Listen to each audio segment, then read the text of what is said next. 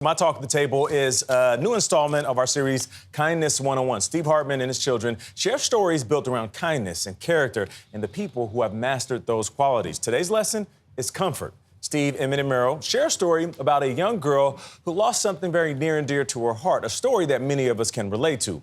Watch what happens when that young girl is suddenly reunited with her beloved Stuffy. Good morning. Today, Meryl and I are here to offer comfort. And as always, we start with my brother Emmett at the dictionary desk. Good morning. To comfort means to make someone feel better when they are sad and worried. Good. Typically, our first taste of comfort comes from our parents and our loveys. Like me, right? Yes, of course, Duck. This was Meryl's lovey. Oh, and this was my lovey. I used to carry it around nonstop when I was 3. What if you didn't have them as children? Awful. It would be awful if I didn't have them. I'm actually really enjoying the comfort of this blanket right now. Yeah, none of your friends at school are going to see this.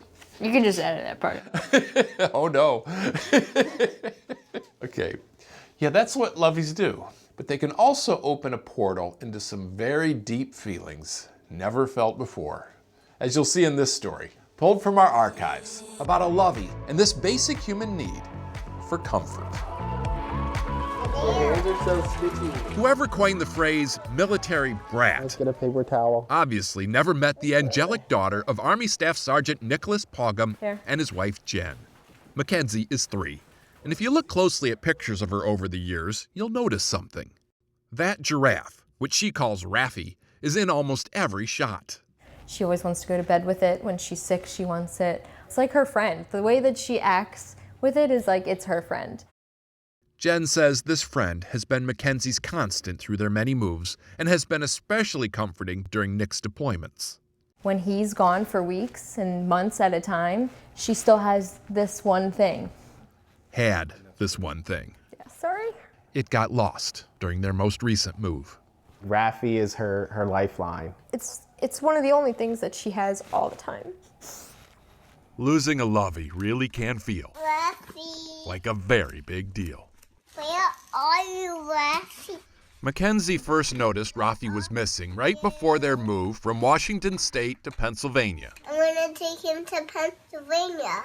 Her parents assumed he was in a box somewhere. Not yet. But for 11 long days, Mackenzie had to live without her soulmate.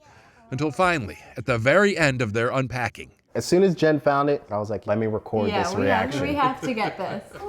they hid Rafi in the refrigerator and told Mackenzie to get a drink. As you would expect, she was delighted to be reunited. What is it? But in this moment, Mackenzie made another, even more surprising discovery. That a very strange thing happens when you're really, really happy. Choo-choo. My eyeliner. Oh, because you're happy. He's back now. In all of her life, she'd never been so happy that she cried. He's back, Choo. It's gotta feel weird the first time. But surrendering to this quirky human trait can be one of life's greatest joys, as I'm sure some of you at home can now attest. It's been 8 years since we first told that story, and we have questions. Joining us now, Jen, Nicholas, and Mackenzie. Hello. Hi, how are you? We're great. Is Raffy still with you? Yes, I have him right here. Wow. You know, you still have Raffy, Meryl still has Duck, Emmett still has Scratch Blankie, and I still have the blanket I had 50 years ago. Why do we hold on to these things long after we supposedly, need them?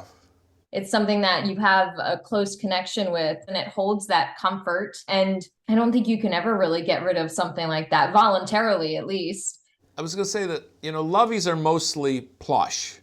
But I've done a story about a kid who carried around a full-size skeleton as his lovey, lawn ornaments.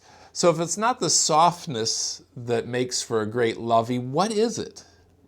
It helps you go through your emotions, and it just makes you love it and care for it more than anything. And we're hoping when she's in college, she's the only college student with her Stuffy. So she has a story to tell. That's great. Thank you very much for talking with us today. Oh, absolutely. No problem. No story I've ever told shows more clearly our craving for comfort. And although we outgrow our blankies and stuffies, we should never forget the example they set and comfort others with the same love and devotion as they comforted us. We'll see you next time. Until then, stay kind.